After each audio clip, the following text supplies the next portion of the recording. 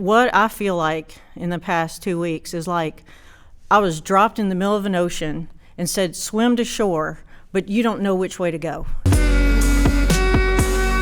A few days ago, the world completely changed with the emergence of COVID-19. COVID-19 is now posing a major threat to the economy, forcing businesses to adapt. To survive COVID-19, businesses are going to have to act and act fast. Because there isn't a lot of information out there on how to respond to COVID-19, Nick Coleman created this special episode with Gwen Riley, president of GreenBox Heating and Air, the largest local HVAC company in Lexington, Kentucky. In this episode, you will learn strategies and tactics you can use to quickly adapt and survive this challenging time. Be sure to like and subscribe to our channel. And if you like what you hear, leave us a comment below. Businesses go through crises all the time. Well, what makes this situation so unique for people? I would equate this to, we're out there. We're out there trying new things, doing things, but it's usually a calculated risk. But what I feel like in the past 2 weeks is like I was dropped in the middle of an ocean and said, swim to shore, but you don't know which way to go. And that's what it feels like. Everything's changing every day. We have to react every day. And we are having to make decisions on information we don't know. And we're having to make decisions that impact people's lives. We're having to make decisions that we never, 2 months ago, 3 months ago, thought we were going to have to make about the survival of our businesses. So it's just, it's like you woke up and we're in the twilight zone. Yeah, no, absolutely.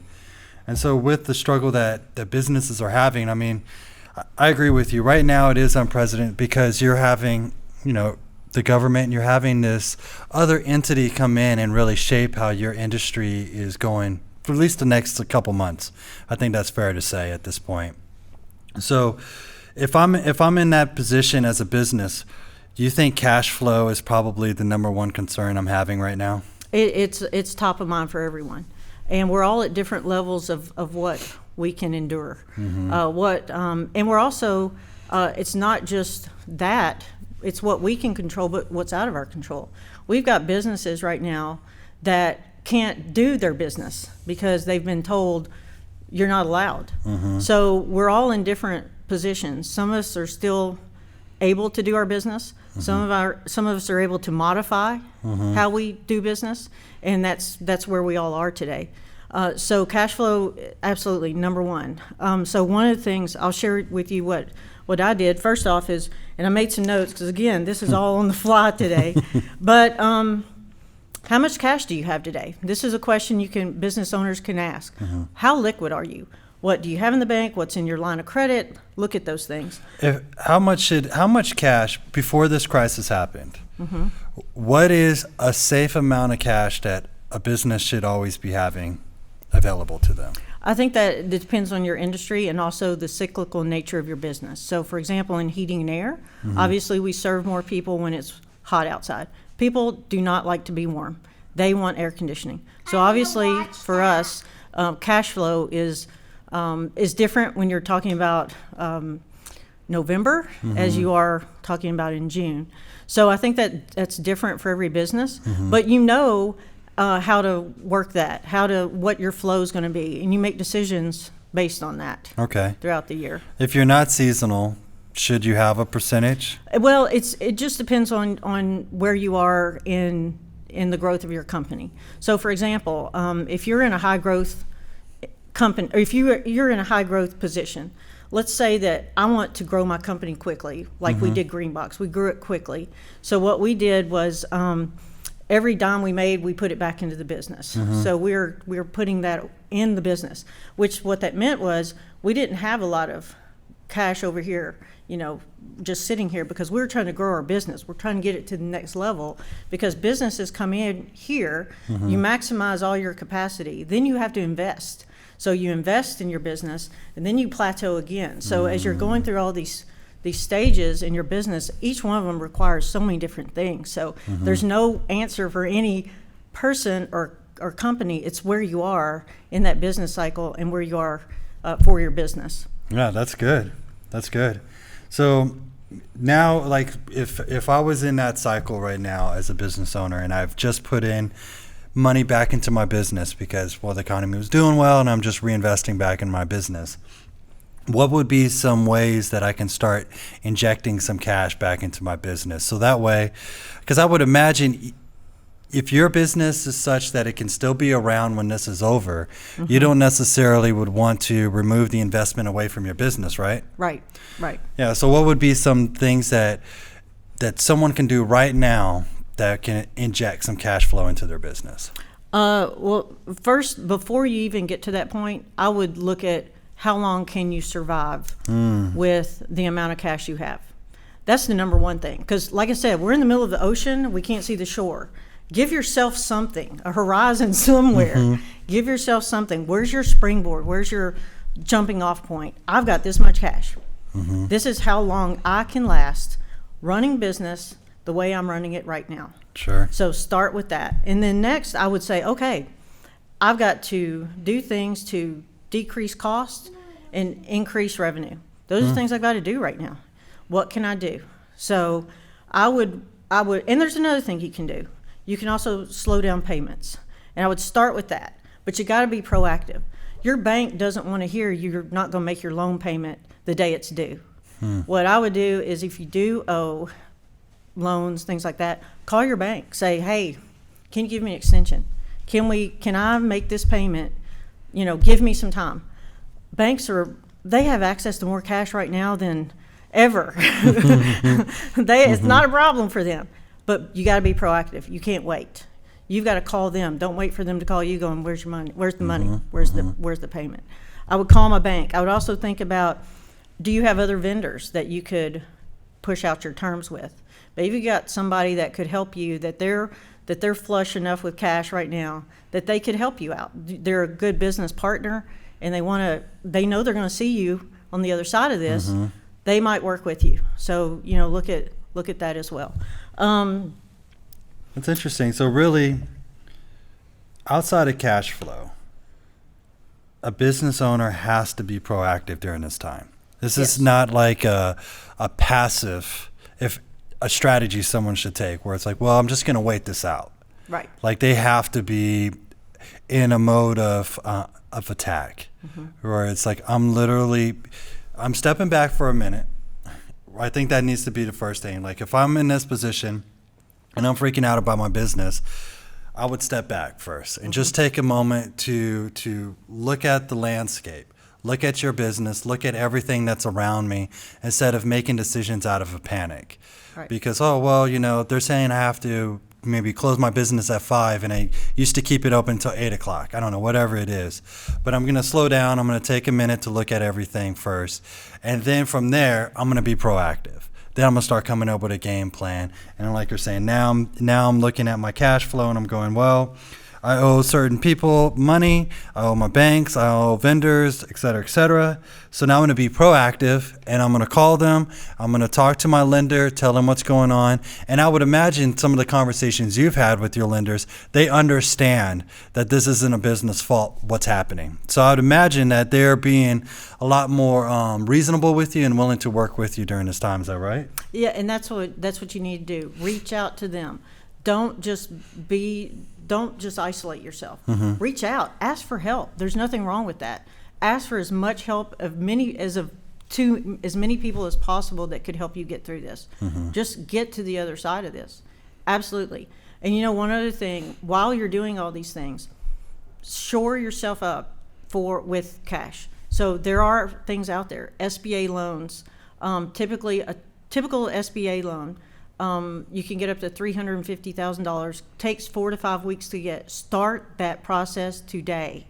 Get that going. We also know that the SBA is making available some disaster relief funds. We're not quite sure how to get into that right now, but Commerce Lexington's a great site for that to get information because they're definitely on top of anything like that that's available to help business owners. So I would go to their website and check them out and have conversations with them about that. But don't only look at what to do today, but get yourself ready. Get funds coming to you. Can you make it? Can you find things to do to get through 4, 5, 6 weeks? to be able to get monies coming into you. That's what I would work on. Work both sides of that. Okay. So what's the downside though? Okay, if you start getting all this cash from other places, how should a company position themselves to be able to handle, I guess there could be additional payments they have to make. Can that hurt them with cash flow later on? Like, is there things that you should be letting people know that they need to also be prepared for this once all of this is done and you've now acquired all this cash flow to your business, that you need to make sure that you're prepared for the other end of this? Absolutely. So if you are not looking past 4 to 6 weeks, don't get more money. Don't go more in debt. Just figure out what your options are right now and move that direction. The only reason you should go and be getting access to additional capital right now is you have a long-term plan. If you don't have a long-term plan and a strategy beyond the next 2 months, then that's something you need to think about. Do I want to put my financial livelihood in jeopardy and put myself out there for these loans? These are going to be low interest loans.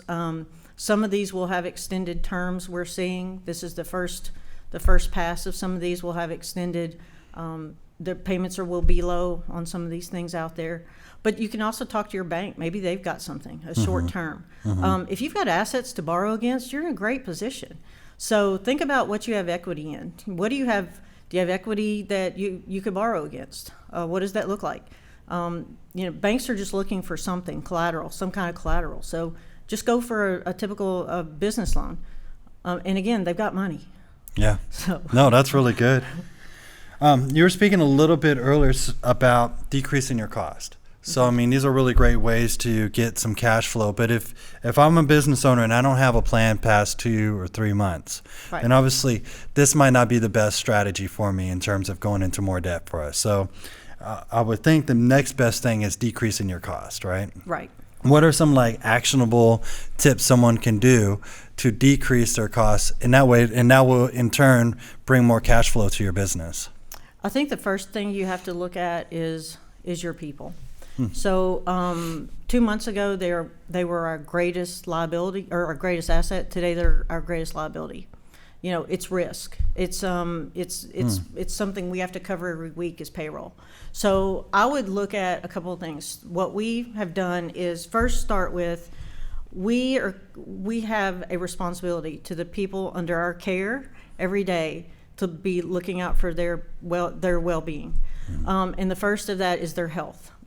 We looked at, do we have folks that are in that group that their health could be compromised by continuing to expose them to potential hazards in the workplace? And what we did was we made it mandatory that we laid them off to protect them. And we made those decisions so that we know on the other side of this, they're going to come back healthy. And they're going to be here. We won't put them in a place that they're fearful for their health or that they might be put in a position where they could lose their life. So that's the first thing. The second thing that we've done is commit to those who are committed to you. I've been actually brought to tears this week by some of the things that people have said in our organization, things that they are doing, they are willing to do to help us get to the other side. And it's not about what position they're in, it's about their attitude, because you know what, we're all going to be working in roles that aren't ours over the next few weeks as people get sick, and we just have to fill in to make things happen to serve our customers. So the attitude, those are the people you want to be in the trenches with. And anybody who doesn't fit in that, do not feel guilty about letting them go. If they're not in it with you, make those cuts. Other things to do, look at all your expenses. So we took all of our expenses and we're looking at everything. Take your credit card statements. If I didn't have that, could I serve my customers and would my employees miss it? Is it anything they have to do their job? And if the answer is we don't need it, it's not vital, get rid of it. Cut it out.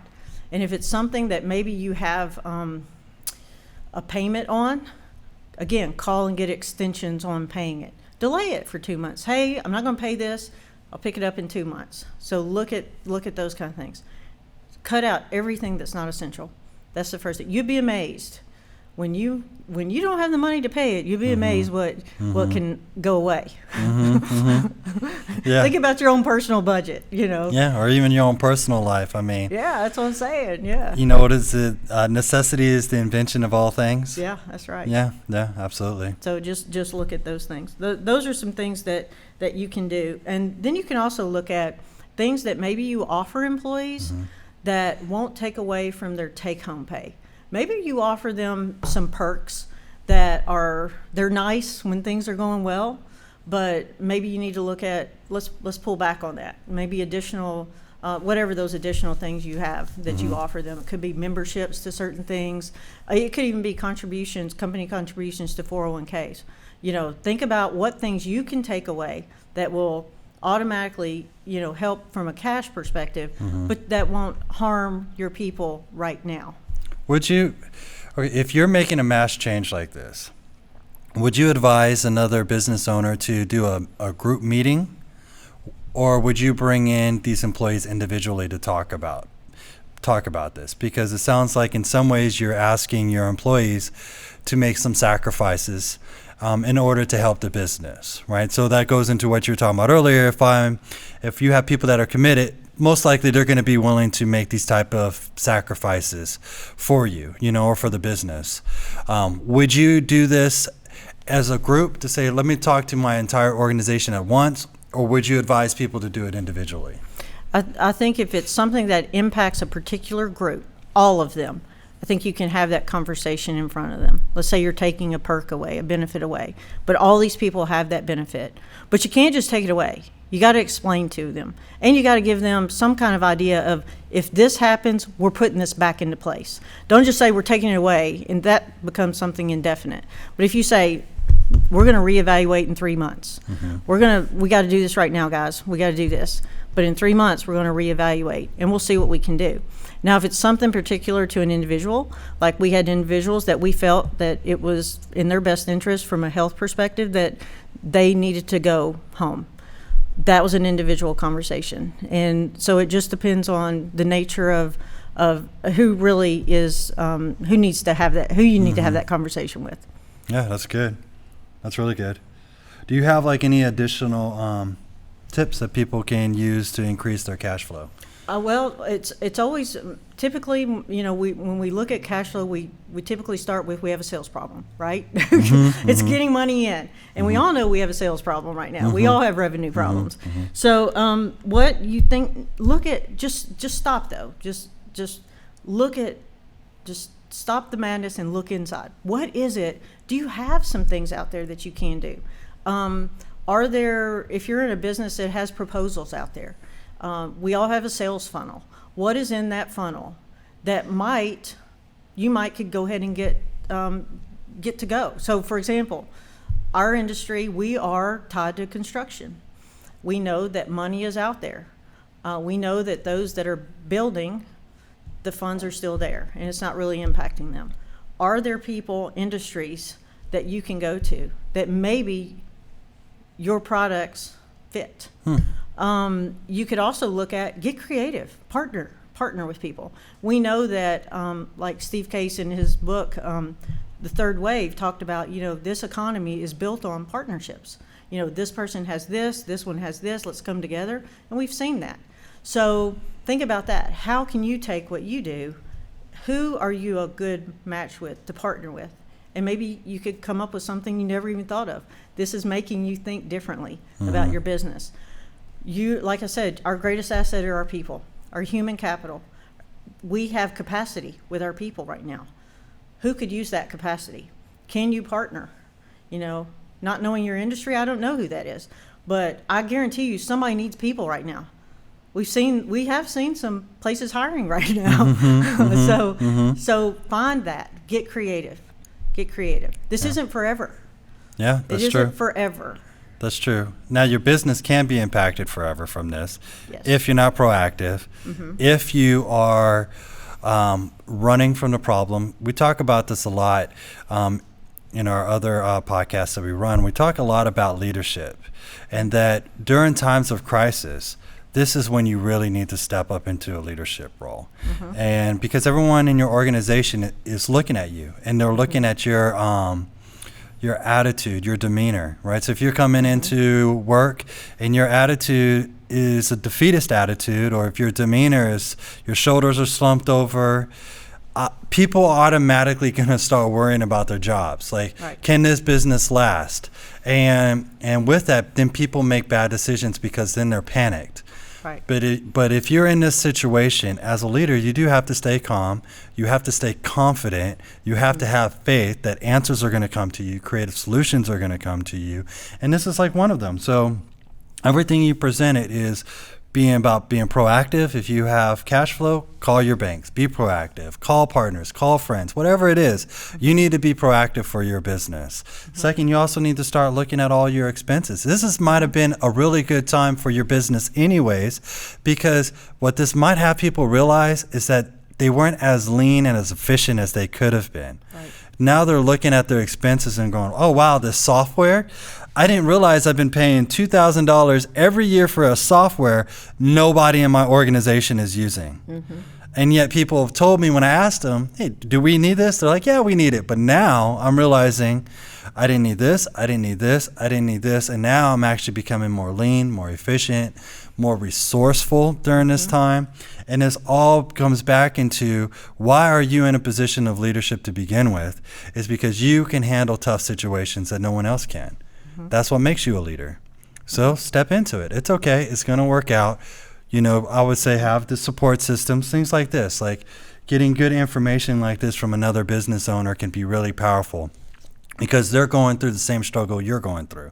Even if your industries are different, there's probably things that are affected by you. So it's like, maybe if you're in an industry that's not affected, but your vendors are affected by this, then that means that the goods that you're getting to your business or the partnerships that you have, they could be affected. So there's many things that can happen with your business, but be proactive about it. I really like that.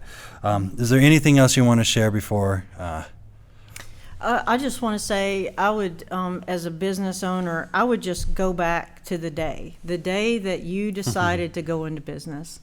And I just want you to think about, I started GreenBox with no customers, no employees, undercapitalized in the height of the recession.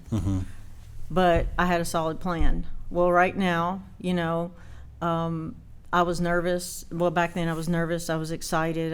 You had all these emotions. But one thing that I knew, failure was not an option. I would do whatever it took to be successful, to work my plan every day. To pray a lot, trust God that he would see me through, but to just go the course. And I would say right now, go back and remember that feeling, because you know what, we will get to the other side. But you also have to have honest conversations with yourself about what does the other side look like. Is this a point where you might want to transition? Is this a time where you reinvent yourself? Is this a time where you take your talents, everything you've learned, your business acumen, take all that, and is it time for you to shift? Or is it time for you to dig in? I think that's where we all need to just look, take back, because who we are as business owners and leaders, we're going to have that with us. I always talk about, doesn't matter to me if we're selling widgets or heating and air. I just love business. I love it. I love the game of it. I love the challenge of it. I enjoy it. I love being there to help people. So think about those things and get back to it. Don't be discouraged. Be encouraged that this is going to create opportunities. Now, where are you going to position yourself to take advantage of those? That's good. I mean, it allows us actually now to segue into another thing we wanted to talk about. So how do you pivot your business during the times of crisis like this, right? Because this is another crisis that businesses are going through. I mean, it's just like in 2008, it was somewhere around there, right? 2008, you had the whole housing crisis that happened, and businesses were just devastated by it. Now, this is obviously a different type of form of crisis, but it's still a crisis all the same. So let's kind of go into like what are some 3 actionable things or 3 tips people can do right now that can really pivot their business during this time of crisis. One of the things that we talked about, and you alluded to it a little bit earlier, is that if your business cannot survive for the next, we'll say 3 weeks, a month, or worst case scenario, this lasts for like 3 months, that if you cannot last that long, maybe it's time that you start thinking about reinventing yourself. Maybe you start looking at, what are my talents? I know I have a business acumen. I've done this for a long time, right? What are the other opportunities that I can jump into? How can I shift and pivot myself? So, I mean, that's got to be tip number 1. If your business can't last longer than 3 weeks, a month under these circumstances, then it's time to start thinking about reinventing yourself. Would you agree with that? I would. And also, don't be discouraged by that. Don't think, well, how do I start with that? There are so many opportunities. Think about when you got into business, there was somebody getting out of business. There are great business brokers out there. I've got a great one. So we've done 6 acquisitions. There are opportunities out there. There are people ready to get out, maybe age or, sometimes it's health conditions. But there are opportunities that you could take those things, like you said, those talents you have, and just apply those to another industry. So I would say go for that. Think about that. See what opportunities are out there. And you might say, well, I don't have cash. If I had cash, I'd just stay in what I'm doing. But think about this. There's a lot of ways you can negotiate an acquisition. There's owner financing. Again, if you have a solid business plan, banks will lend you money. If you can show the things that they're looking for that a business is going to deliver in the future, there's money out there. We're looking for things. We're going to be looking for things. Banks are going to be looking for things to invest in. So don't be afraid of that. Yeah. No, I love that. I mean, that's really good, sound advice, that there's always a creative solution to your problem. So it's like you just sit there and you fixate on your problem. You're not going to come up with a solution. And so even during this time, it's like, because the reality is there's some businesses that are just not going to be able to pick up. I mean, we've talked about this. If you're a meetup type of business, you're going to be in trouble. I mean, you're going to be in trouble if I'm a bar and I can't open for 2 months because they're telling me I can't have more than 10 people in my establishment. You're going to be in a dire situation most likely. So yeah, that's really good that there are options that people can go to find other businesses to buy, other things to start up, other ways to be creative with it. I love it. So the second thing that we need to look at during this time is, can you change your business model? Right. And really adapt to this time. And not only can you change your business model, can that model sustain itself after this crisis is over? Because maybe out of it, you find that by changing your business model, it actually gives you an additional revenue stream for your business. Because, we talk about this with restaurants. If I was a restaurant before and I only did fine dining, people could only come in, or people could do pickup delivery, and I wasn't really concentrating on doing delivery to them. Or maybe I wasn't on different type of apps out there. So if you're a restaurant, you need to get on these apps, DoorDash, Uber Eats. If you're not on there, you got to get on there right now. So, however, maybe I wasn't doing that before. Maybe I wasn't necessarily hiring people to do delivery, or, maybe straight from the chef's table to your door, maybe these type of things. You have to start looking at your business model and saying, can we adjust it? And can it sustain even after this is done? Would you agree with that? Absolutely. I think that's business anyway. And as we have found, business is faster than it's ever been. If you were doing things today the way you were 10 years ago, if you're still in business, you won't be in business long because things change so much. So those are things we need to look at. And we should constantly be thinking about those things. But unfortunately, sometimes we just get a little complacent with, hey, things are going great. Yeah. And we don't look for those things. Now we're being forced to think about, this isn't working. Now what? But there are things that we can do. There have been total things created from Well, we know, what is it? Inventions come from solving a problem. Find the problem. What is it? And just solve it. Do that within your industry and create the solution that everybody runs to. Yeah, no, that's good.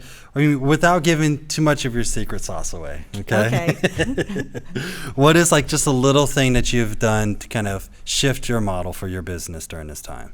Well, I think it's just if there are opportunities out there, grab them, get them, whatever it takes. Hey, I was on a phone call just 30 minutes ago, and I personally said, hey, I know you have this coming up.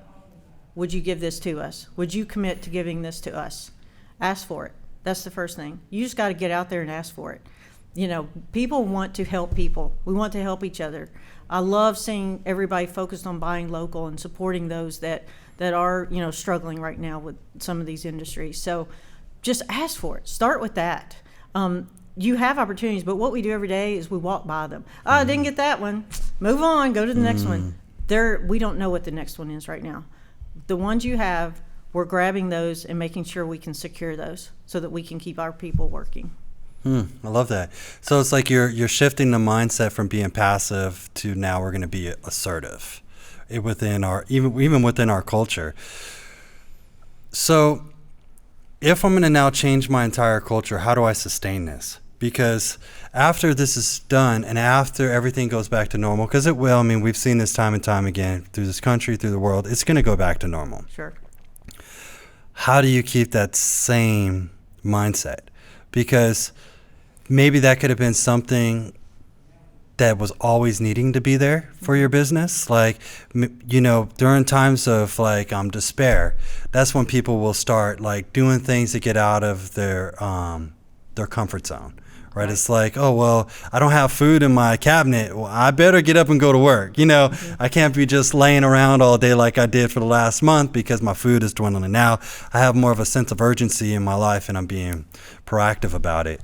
What would you advise to companies if they're visionaries and they're starting to think past this? Like, how would you within GreenBox still keep that assertive culture that you're trying to create during this time?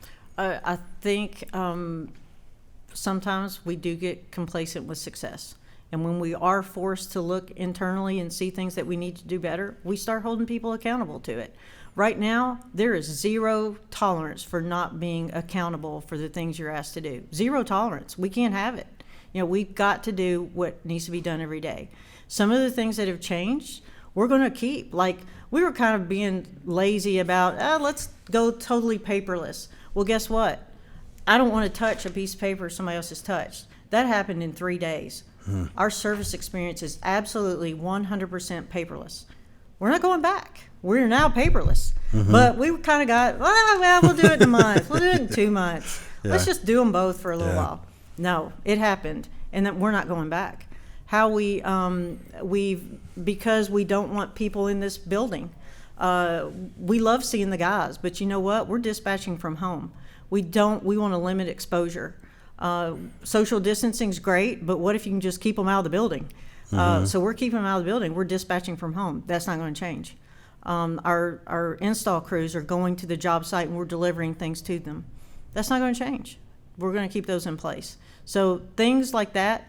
But will we relax a little on, the creative high fives we're doing and things like that? Sure. Over time, that will probably go back because we're social beings and we do crave a handshake or a hug or, a pat on the back. So, but some of the good things we will continue. Yeah, absolutely. And just kind of close it out here. The third thing that if I was in this situation, I was looking at just my business and pivoting. One of the things I would really be looking at is my website, especially right now, a source for my customers. Meaning, like, have I updated the content on there to reflect how people can now do business with me, right? So, like, one of the things that we talk about with our clients is how are you going forward going to be interacting with that customer. So, I mean, I know that I'm pretty sure that you've already seen it where customers are calling GreenBox and they're saying, well, how are you going to be doing business with me moving forward? Because they still need your service. So it's like you got to inform them. And so what that also says too is that, do you have that information relatively available to them? So are you updating your website? Is it easy for them to do business on your website? Can I just easily order something online? Can I set up a schedule? So it's like one of the things that we did, like for the heating and air, is that we wanted to make it easy for people just to schedule right there online. They could just put the date, they could put the time, right? You want to make things super easy for them, especially now. If I'm going to be at home and your website doesn't give that information, well, guess what? I'm going to go and find another business that gives me that information. So you could be potentially losing customers that way. Maybe before you were kind of thinking, well, my website didn't necessarily bring me revenue. Well, I think this only highlights the fact of how important your website really is to your business, because it does need to be super simple. I mean, without calling out a name, I was thinking of there's a restaurant that I really like, and my family eats from there all the time. Food is just delicious. But I got super frustrated because you can't order anything through the website. I'm like, I can't go into your dining. I can only look at your menu, but I can't order anything. So now you're telling me I got to call in and take that additional step. Well, I mean, this is a new time. I don't always want to call. I just want to be able to order it online. So you have to be looking at your website and saying, this has to be our main hub. This has to be our main resource. We need to update it. I would immediately talk to my team. If you have a tech online, if you have someone who's already helping you with your marketing, you need to call them in and just say, look, is all my information on the website? Is it on the homepage? Is it just super simple for people to know how to do business with us moving forward? So, I mean, that would be like the third thing that I would definitely do to help pivot your business moving forward, because you have to be online. You just have to be. And can people find you? That's right. You gotta you gotta be easy to do business with, and the first thing is let them. They gotta find you, like you said. Yeah. If they can't find you, they can't engage in you in your service. So that's a good point. I mean, this is literally the first thing that you and I sat down and talked about. Was like, we need to communicate with our customers how they can do business with us. That's right. Just making it super easy, because they still want to do business. I mean, most people, I think, understand that we still need to support our economy. We still need to support our businesses. We still need to be a part of the community.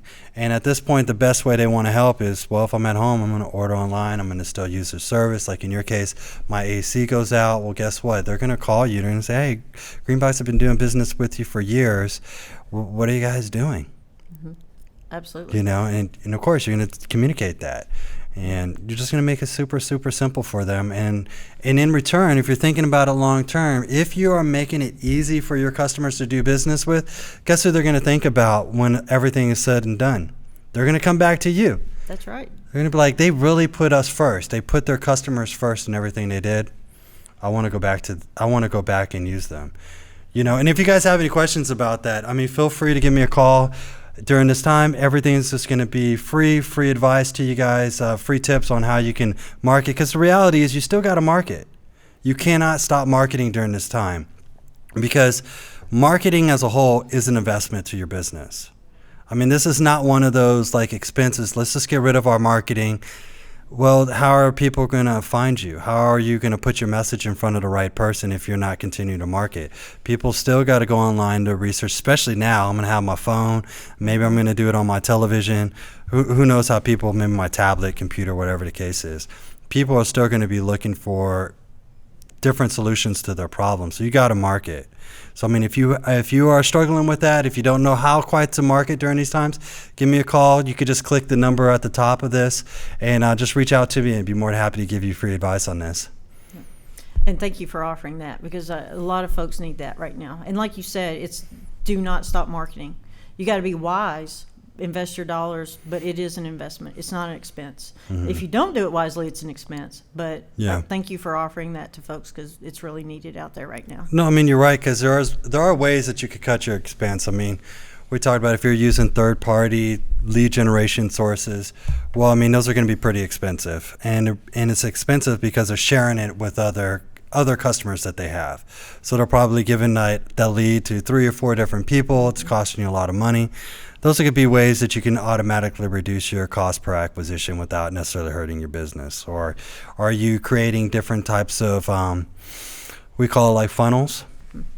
to where people can then give you a lead that's going directly to you. So there's many different ways you can be creative to reduce your cost and still get you the leads that you need. Yeah. It's great ideas. Thank you. All right. And if you have questions, leave them in the comments. Leave us questions. We'll do other episodes around this, around different questions that you have. You know, there might be different types of questions you might have around strategies. Maybe you need help with how to be creative with your ideas. You know, so there's a lot of things that you might have questions around with your business. Leave them in the comments, and we'll address them later on.